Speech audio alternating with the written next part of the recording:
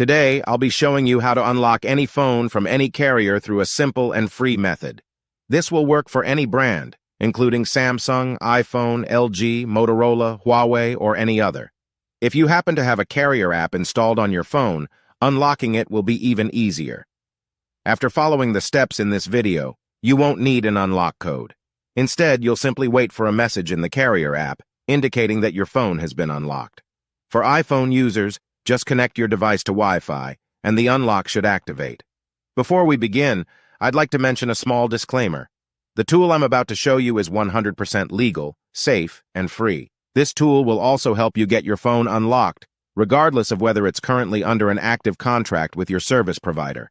By the way, please be very careful with the spam comments left on this video.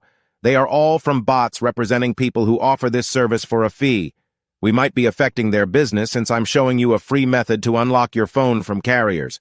Follow my exact steps from this video, and after that, you will have a phone that will work with any SIM card from any carrier in the world.